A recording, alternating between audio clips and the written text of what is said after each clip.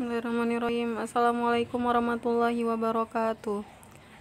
Perkenalkan, nama Ibu Sri Rahmadani. Ibu di sini pengampu mata pelajaran fisika kelas 10 dan kelas 11 SMK.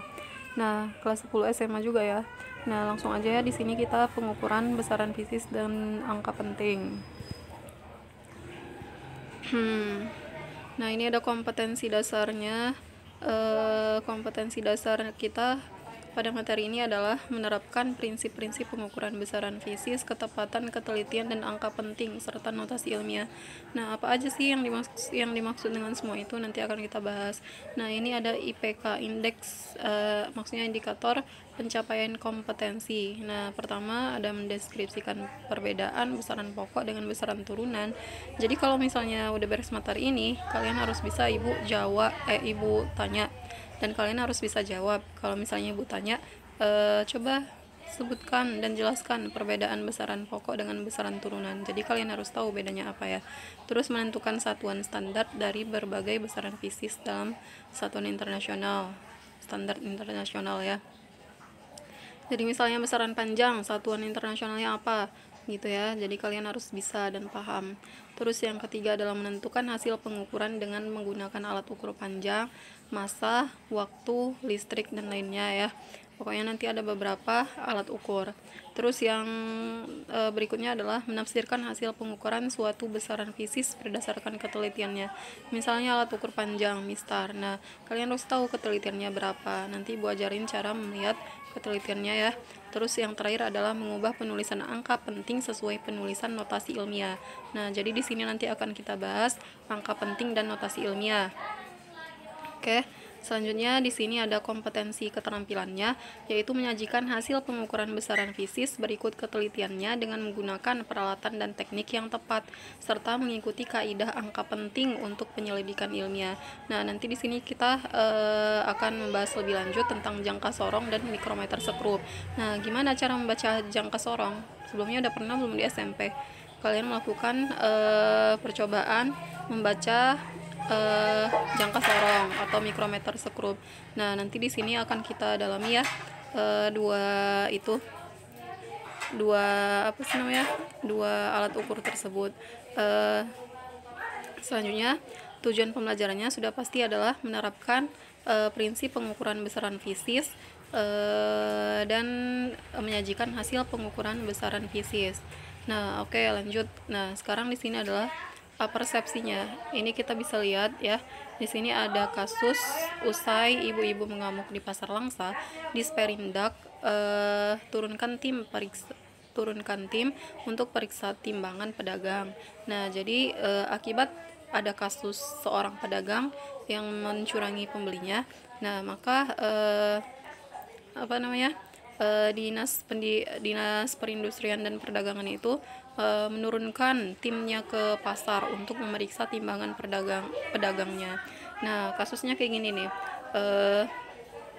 Sebenarnya kasus ini udah nggak jarang ya kita temukan dalam kehidupan sehari-hari. Pembeli dirugikan oleh pedagang karena barang yang dibelinya tidak sesuai dengan yang seharusnya.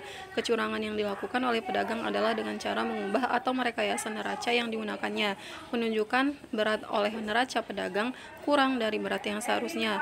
Dengan kata lain, pembeli dirugikan. Nah, kegiatan tersebut adalah kegiatan pengukuran. Nah, jadi sudah jelas gitu ya, kalau misalnya pengukuran itu tidak hanya dilakukan oleh orang fisika atau peserta didik, tapi seluruh masyarakat itu melakukan pengukuran.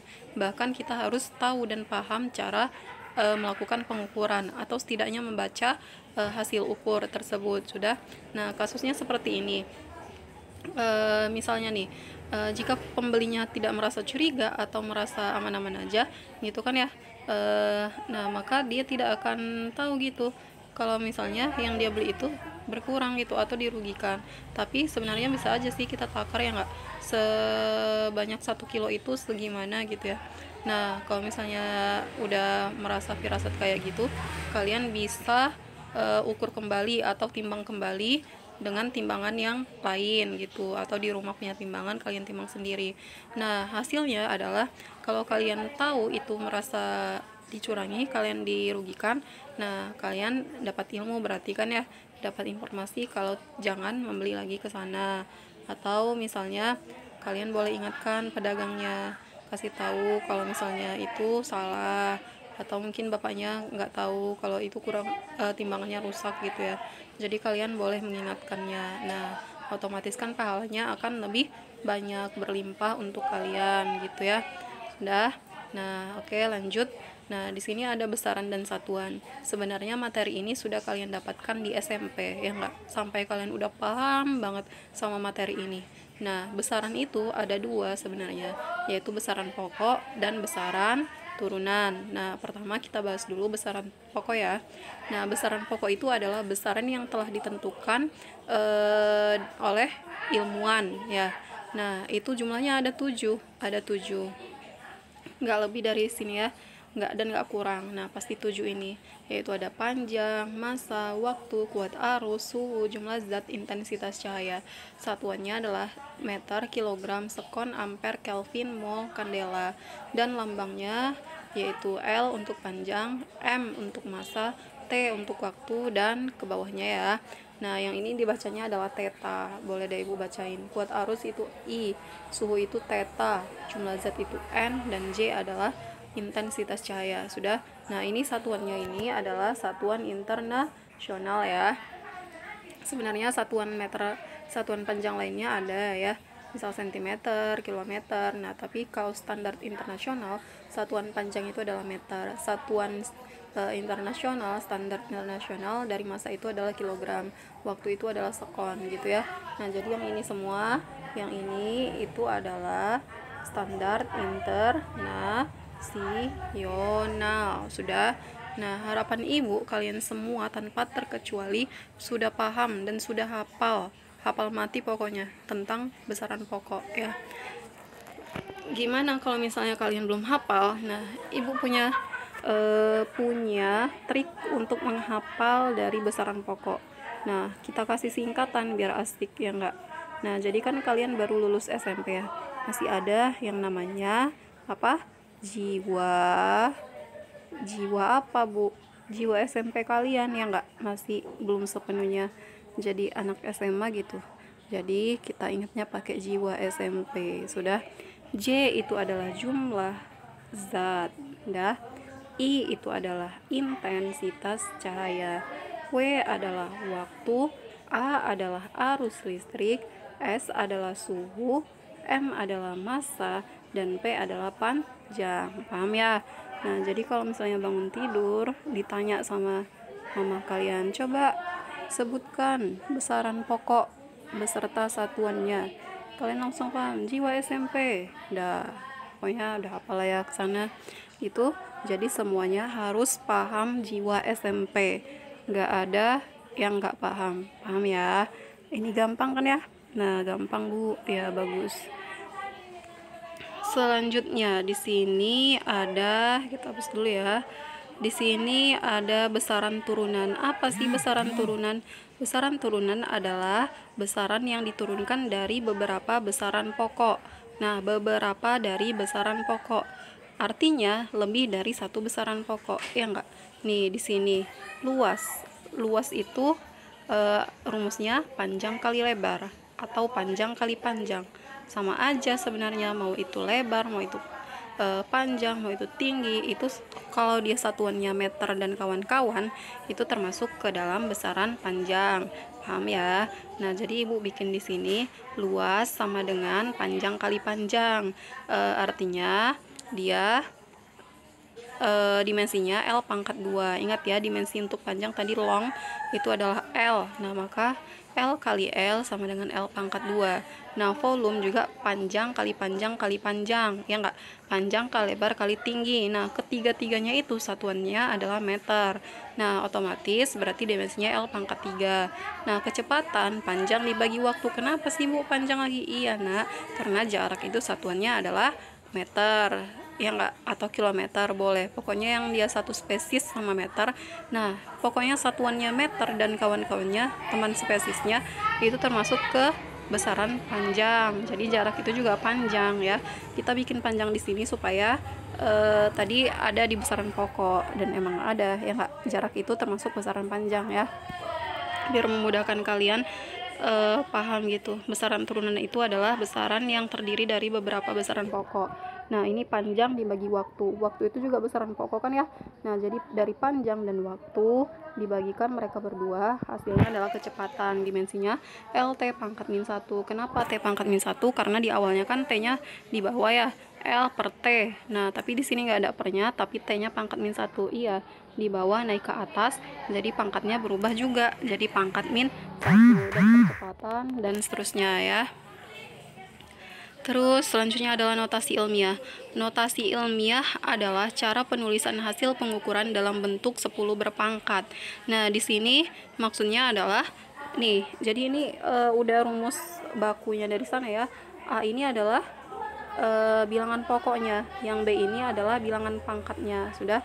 Nah, jadi kalau misalnya di dalam fisika nih, kalau misalnya ada angka yang banyak kayak gini nih, panjang kayak gini, kalian bisa persingkat dan permudah dan menghemat tinta kalian. Jadi nggak mau Bu nulis kayak gini panjang pisan. Nah, kalian bisa pakai notasi ilmiah nih. Jadi kalian caranya nih, bikin dulu koma nih sampai satu angka di depan koma. Jadi di sini kan ya komanya, di sini di depan 8, di belakang 1. Sudah. Nah, kalian hitung ada berapa angka di belakang koma. Setelah Ibu hitung, nah kalian hitung juga nih. Hitung, ternyata ada 15 angka di belakang koma T. Dari sini ke sini T ada 15 angka. Maka hasilnya adalah 1,878 kali 10 pangkat 15. Ingat, yang 15 ini adalah banyaknya angka di belakang koma. Sudah paham? Nah, lanjut. Nah, nggak sampai situ ya, kemalasan orang fisika itu berlanjut. Nah, jadi setelah dia pakai notasi ilmiah, ternyata itu masih kepanjangan buat mereka. Mereka nggak mau nulis sepanjang itu, nggak mau nulis pangkat-pangkatan, Bu. Nah, mereka mau pakai singkatan, satu huruf doang ya, satu huruf aja. Nah, di sini ada beberapa awalan nih. Oh, jadi ini namanya prefix.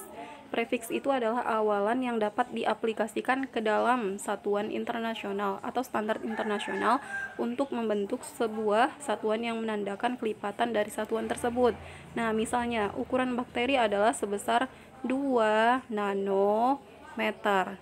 2 nanometer itu artinya adalah 2 kali 10 pangkat min 9 meter. Sudah paham? Jadi kalau nanometer, nano berapa sih? Oh, nano 10 pangkat min 9. Jadi artinya itu adalah 2 kali 10 pangkat min 9 meter. Nah, ada lagi yang lain mikro, mili, senti, dan giga. Nih, kalau misalnya kalian beli kuota yang 20 giga, artinya adalah 20 kali 10 pangkat 9 byte. Paham? Paham ya? Nah, terus selanjutnya adalah angka penting. Angka penting adalah angka hasil pengukuran yang terdiri dari angka pasti atau eksak dan angka taksiran. Nah, apa angka pasti dan angka taksiran itu? Kok banyak sih? Ada angka penting, ada angka pasti, ada angka taksiran. Terlalu banyak angka ya. Nah, gini, misalnya Ibu kasih contoh. Contohnya 8,9 meter. Kalian mengukur meja nih. Mejanya itu panjangnya 8,9 meter. Nah, ternyata 8 meter itu adalah angka pastinya, Nak. Terus 0,9 meter adalah angka taksiran. Jadi kalau yang di depan koma itu adalah angka pasti, yang di belakang koma adalah angka taksiran. Paham ya? Jadi keduanya ini hasil pengukuran meja tersebut 8,9 meter adalah angka penting. Angka penting adalah angka hasil pengukuran yang terdiri dari angka pasti dan angka taksiran. Angka pasti yang di depan koma, angka taksiran yang di belakang koma. Paham? Paham. Lanjut. Nah, terus di sini ada aturan angka penting. Ada aturan angka penting nih. Jadi kalau manusia nggak bisa diatur berarti kalah sama angka ya. Angka aja punya aturan, masa manusia nggak punya aturan ya nggak? Ataupun ada aturan tapi dilanggar. Aneh kan ya, ada aturan tapi dilanggar. Nah, selanjutnya di sini ada aturan angka penting. Ada nggak sih angka yang nggak penting? Ada. Angka apa sih? Angka yang nggak penting itu adalah angka 0. Angka 0 ya nggak? Angka 0 itu bukan angka penting. Sudah. Nah, jadi sesuai dengan aturannya, yang pertama di sini dijelaskan adalah semua angka yang bukan 0 adalah angka penting. angka yang bukan 0 itu angka berapa? Angka 1, 2, 3, 4, 5, 6, 7, 8, 9. Udah, angka kan cuman gitu ya, cuman 10 ya, 0 sampai 9. Nah, jadi 1 sampai 9 itu adalah angka penting, sedangkan 0 itu bukan angka penting. Sudah, contohnya ini 72,753. Nah, ini angka penting semua enggak? Iya, Bu, angka penting karena enggak ada yang 0, ya enggak? Jadi di sini ada 5 angka penting. Jadi yang ini 5 angka penting. Paham? Nah, terus ada pengecualian buat angka 0. Angka 0 yang gimana sih yang termasuk angka penting? Nah, di sini semua ini ya, Ibu jelasin. Semua angka 0 yang terletak di antara angka-angka bukan 0 adalah angka penting. Nah, jadi 0 di sini termasuk angka penting nih. 0 ini kan ada 0 ya? 0. Nah, tapi ini termasuk angka penting karena diapit oleh 9 sama 9. Nah, maka di sini ada jumlahnya 9 angka penting. Paham? Nah, lanjut. Yang ketiga, aturannya adalah semua angka 0 yang terletak di belakang angka bukan 0 yang terakhir, tetapi terletak di depan tanda desimal adalah angka penting. Nah, angka 0 terletak di depan di belakang angka 0, angka yang bukan 0 yaitu angka 3 ya. Tapi di depan 0-nya itu ada desimal atau koma nih. Nah, maka 0 yang ini itu juga angka penting. Paham ya? Nah, jadi kalau misalnya 5,00, berapa angka penting, Nak? Ada 3. Nah, sama kayak gini. Ini ada 5 angka penting. Maaf ya. Ada 5 angka penting, Nak. Sudah, ini ada 5 angka penting. Paham ya? Nah, aturan yang keempat. Angka 0 yang terletak di belakang angka bukan 0 yang terakhir dan di belakang tanda desimal adalah angka penting. Nah, yang 0 ini kan di belakang tanda desimal ya. Terus di depannya ada angka bukan 0 yaitu 5. Nah, ini juga termasuk angka penting. Nah, ini kalau kalian hitung jadi jumlahnya ada 7 angka penting. Nah, terus aturan yang kelima, angka 0 yang terletak di belakang angka bukan 0 yang terakhir dan tidak dengan tanda desimal. Ingat ya, tidak dengan tanda desimal, maka angka tersebut maksudnya angka 0 tersebut bukan angka penting. Jadi yang ini bukan angka penting ya. Jadi yang angka pentingnya angka 4 dan 7-nya aja. Paham? Nah, kenapa? Karena nggak ada tanda desimalnya. Sudah, ini 2 angka penting. Nah, gimana nih? Ada sebenarnya contoh satu lagi ya. Ke-6 deh Ibu kasih. Ke-6. Ke-6 ya. Maaf ya, ini 0,01. Nah, ini berapa angka penting? Ini berapa angka penting? Ada 1 angka penting, Nak. Kalau misalnya 0,000010. Ini berapa angka penting?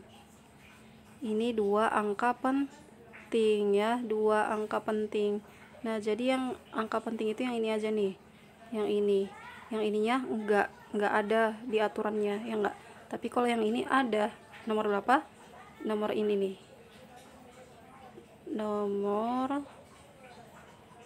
Nah, yang ini nomor 4, ya enggak? Ini nomor 4. 5,00 nya di sini termasuk angka penting. Ini juga 0,00010. Nah, di belakang yang ini 0 ini di depannya bukan angka penting yaitu 1. Berarti 0 ini termasuk angka penting. Sedangkan yang ini enggak ya. Jadi kalau dia 0-nya cuman sebagai penempatan desimal aja, itu bukan angka penting. Paham enggak? Nanti kalau nggak paham, tanyakan di forum ya. Next. Nah, jadi sekarang ini insyaallah yang terakhir ya di video ini. Nah, selanjutnya adalah operasi dalam angka penting. Nah, selain di matematika, di fisika juga ada operasi, namanya operasi angka penting, yaitu operasi penjumlahan dan pengurangan, perkalian dan pembagian. Nah, yang ini operasinya juga mengikuti aturan angka penting nih. Jadi kalau dia penjumlahan dan pengurangan, hasil akhirnya mengikuti jumlah angka taksiran yang paling sedikit. Kita contohkan, misal ada soal 35,572, 3 angka taksiran kan ya, di belakang komanya ada 3 angka. ditambah 2,2626. Ada 4 angka taksiran. Di belakang komanya ada 4. Sudah. Nah, kalau kalian jumlahkan, 0 ditambah 6, 6. 2 tambah 2, 4. 7 tambah 6, 13. Naik 1. 5 tambah 2 tambah 1 jadi 8. 5 tambah 2, 7. Dan turun 3. Nah, ini ada berapa angka taksiran? Nah, ada 4.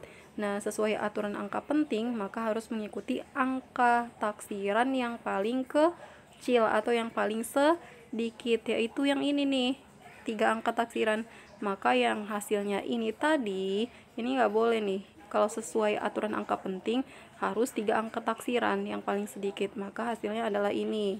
Ya, paham? Yang penjumlahan dan pengurangan. Nah, nanti kalau pengurangan sama ya, gitu juga. Pokoknya hasil akhirnya harus mengikuti jumlah angka taksiran yang paling sedikit. Selanjutnya adalah perkalian dan pembagian.